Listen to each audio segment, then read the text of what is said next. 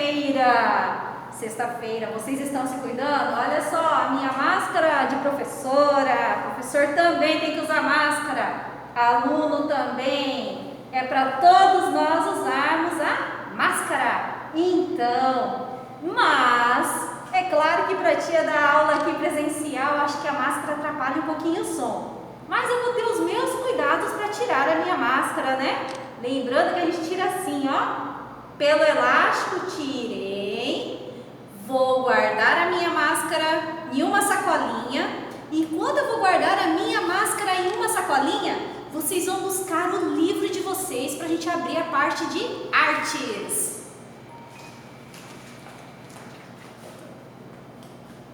Então, buscamos o nosso livro de artes, esse aqui, ok?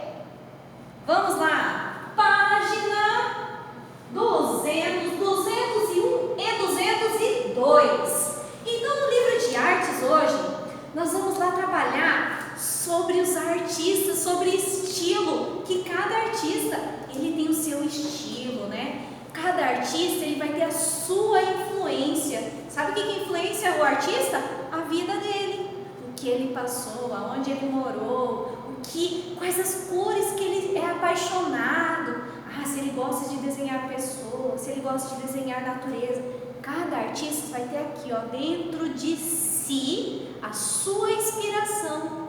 E ele consegue passar aquilo para as obras dele, para a pintura, para o desenho. Então, cada artista tem aqui dentro.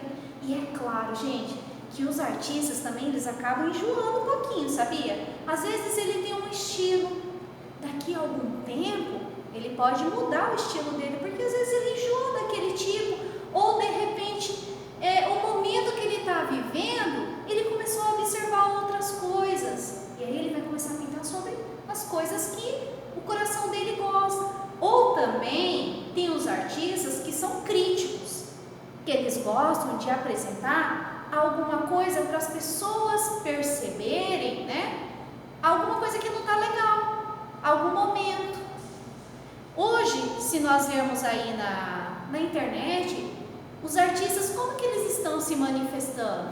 Os cantores estão fazendo lives, os artistas que pintam estão ensinando a desenhar, estão fazendo desenhos ali daquele redondinho, aqueles negocinhos assim, coronavírus. Então, eles estão falando sobre o que está acontecendo no momento, o que eles estão vendo, que às vezes chateiam eles, ou às vezes de alguma coisa que vai fazer o bem para ele. Então, vamos lá para o texto. Página 200. Vou ler aqui com vocês, mas é claro que a hora que a tia terminar, que vocês forem fazer a atividade, é importante você fazer a sua leitura individual, tá? Porque na sua leitura individual você vai absorver mais informação. E quando eu leio 3 vezes, eu consigo entender melhor o que o texto está me propondo. Uma única leitura, eu não consigo absorver toda a informação, tá? Então, lembra que a tia Tati sempre repetiu isso para vocês, quando a gente faz a tomada de leitura, uma leitura nunca é suficiente. Vamos lá. Ao criar com linhas, tintas, formas, figuras, cores e outros elementos, surge a obra do artista, o jeito de escolher e organizar esses elementos. Expressa ideias e sentimentos, memórias e conhecimento. É ao estilo do artista criador. Aqui ele vai trazer algumas obras. Esse é o Manet. O Manet, ele trouxe uma obra, aqui tem a informação. Vocês podem ver que ele traz o nome da tela, é Monet em seu barco estúdio. Monet é outro artista, tá? Manet é um, Monet é outro. Então ele pintou o amigo dele, o Monet, em seu barco estúdio, no ano de 1874. Óleo sobre tela é o tipo da tinta que ele usou para fazer a pintura nesta tela. Color, que ela é colorida. Aqui é a medida da tela. Olha só que a medida veio em centímetros. 82,5 centímetros por 100,5 centímetro. Ah, ela é maior aqui no 100, ó. Então aqui é maior a altura e a largura. Então ela tem de altura 82,5 e de largura 100,5, tá? E ele já traz pra gente aonde que essa tela está. Pelo jeito aqui deve ser algum museu, né, em Munique. Outra obra do mesmo artista que pintou, tá? Manet. Observa, olha a diferença da técnica que ele usou. Você vai ver que um desenho parece que é assim, ó, puxadinho, né? E o outro, ele já traz mais parecido com o real, né? Lembra mais até uma fotografia. Essa obra aqui é o tocador de pífano. Pífano é o instrumento que ele está usando. Em que época? 1866. Olha só, 1866, 1874. Pintou primeiro essa, 8 anos depois ele pintou essa. Veja aquilo que a tia Tati estava explicando, que às vezes o artista ele muda a técnica, muda suas inspirações, e aqui a gente vê bem claramente nesse artista, né? A técnica e a inspiração dele. Até que a inspiração a gente pode considerar que é a mesma, que é de observação de alguém. Ele estava observando alguém e aí ele reproduziu essa pintura. Aqui nós temos Renault, que também é outro, né? Ele traz uma bailarina. Seguindo para a próxima página, temos umas figuras engraçadinhas aqui. Vamos ler sobre elas. Cada artista tem um jeito diferente de criar, de fazer arte. Alguns imitam a realidade, outros fogem dela. Há aqueles que gostam de expressar o que sonham, o que imaginam ou o que acontece em um lugar. Cada artista escolhe um tema: dia de sol, moça bonita, linhas, flores ou cena. Cada um tem seu jeito de usar o lápis, a tinta, os sons, os gestos, o tablado. Gustavo Rosa é um artista que se expressa de uma maneira diferente e engraçada. Olha lá, então é o Gustavo Rosa, as figuras dele, observa aí no seu livro, 201. Ele é artista gráfico, gravador e desenhista. O paulistano quer dizer que ele é de São Paulo, nasceu em São Paulo.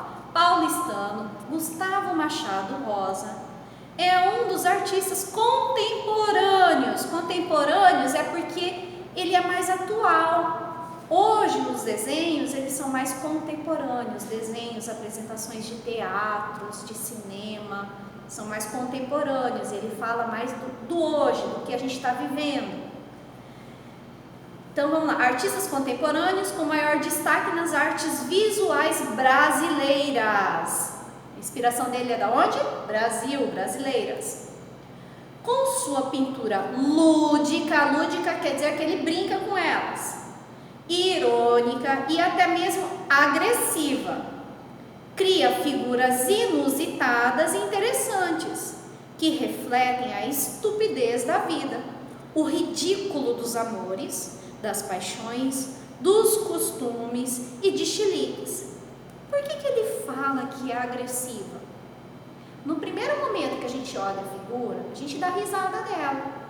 Mas, por exemplo aqui, uma pessoa, né, que ela é obesa, e ela vê uma brincadeira dessa, de repente ela pode levar para o lado pessoal dela.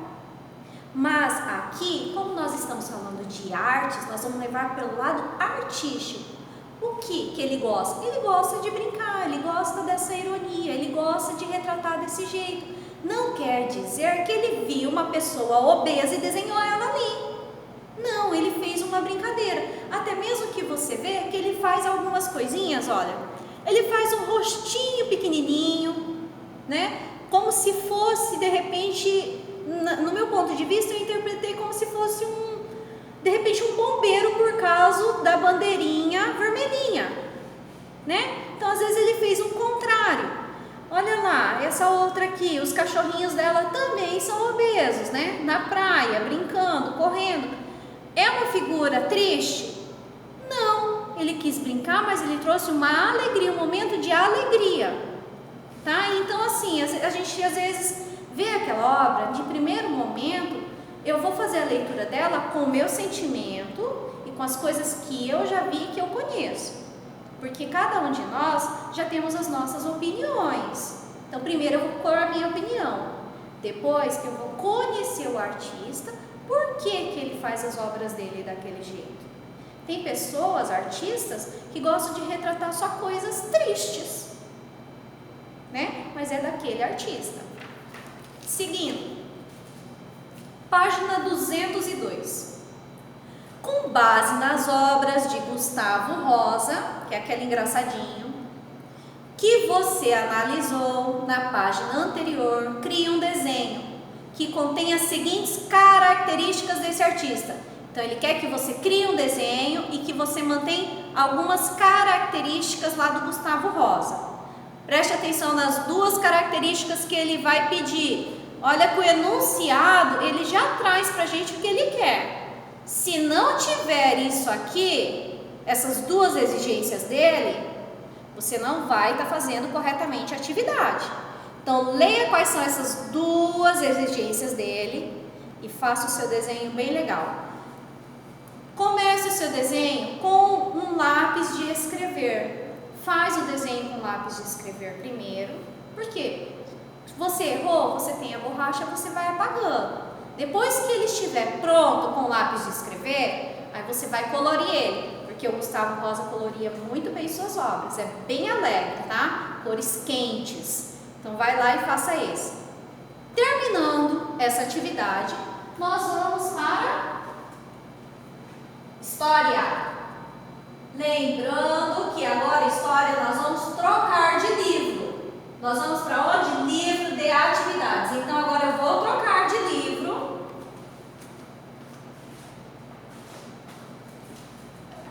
Vem aqui, livro de atividades, ok? Páginas 218, 219 e 220. Já vamos falar sobre a tarefinha. Tia Tati, página 218, tia Tati, você já pediu aqui na aula e lá na tarefa?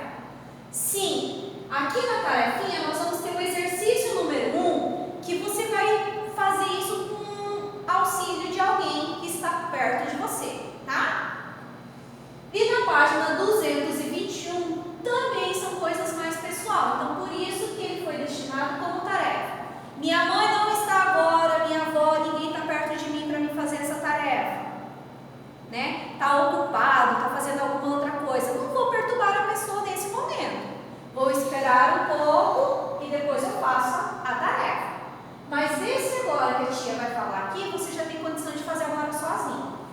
Vamos lá. Nessa página, ele vai falar também daquele conteúdo que já foi trabalhado lá no livro, que falou do descobrimento do Brasil, né? Falou quando os portugueses chegaram aqui, que ela tinha outros nomes, né? Que foi passado outros nomes até chegar ao nome que hoje é chamado Brasil. Tá. Número 1, que é a sua tarefa, já vamos falar dela? Converse com familiares sobre como seu nome foi escolhido. Registre as respostas na linha a seguir. Então você vai perguntar para alguém, provavelmente vai ter que ser para a mamãe ou para o papai, né? Por que ele escolheu esse seu nome e você vai escrever aqui. Então, pessoal. Número 2. Lembra que esse aqui ficou de tarefa número 1, gente. Se não der para fazer agora, faça depois. Pergunta para um familiar. Você vai perguntar, você vai ouvir e você sozinho vai escrever aqui. Número 2. Assim como você e seus amigos, voltando. Número 2. Assim como você, seus amigos e seus familiares, o nosso país tem um nome e uma história. Leia o texto a seguir para entender melhor como foi escolhido o nome do nosso país e como a história do Brasil começou. Ele traz um texto chamado Terra dos Papagaios. Se o título do meu texto é Terra dos Papagaios, é porque nesse texto ele vai falar sobre Terra dos Papagaios e o porquê desse nome, né? Então agora você sozinho vai fazer aquelas 3 leituras do texto. Começa na 218, segue até a 219. Leia 3 vezes, entenda. Se você não entendeu o texto, releia novamente, para depois a gente partir para as perguntas. Mas como aqui a tia já está gravando a aula, né? Você pode pausar o vídeo, né? Faz as 3 leituras e aí depois você ouve o que eu vou falar agora sobre o exercício. Número 3. Grife no texto os diversos nomes que os diferentes povos deram ao Brasil. Então ele já está falando que no texto vai ter vários nomes que o Brasil recebeu. Você vai grifar, passar aquela linha embaixo dos nomes, somente dos nomes que o Brasil teve. Número 4. Por que a palavra cruz estava nos primeiros nomes que o Brasil recebeu dos portugueses? Ele já trouxe a palavrinha cruz em destaque, já está em negrito. Então ele quer saber por que, né, os primeiros nomes que o Brasil recebeu tinha no meio dele a palavrinha cruz. No texto está explicando. Pode voltar aqui, olhar o texto e ver que ali está explicando por que tinha essa palavrinha cruz. A página 220, que também é aqui para fazer, vamos lá. Imagine que você participou da expedição de portugueses que chegou ao Brasil em 1500. Como você informaria ao rei de Portugal sobre a Terra Nova?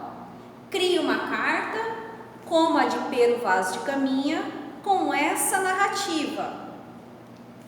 Então vamos lá, você agora, tá vendo que o papel que ele trouxe é até um papel como se fosse antigo, né? Que ele quer que você já entra no personagem, como se você estivesse escrevendo para o rei de Portugal.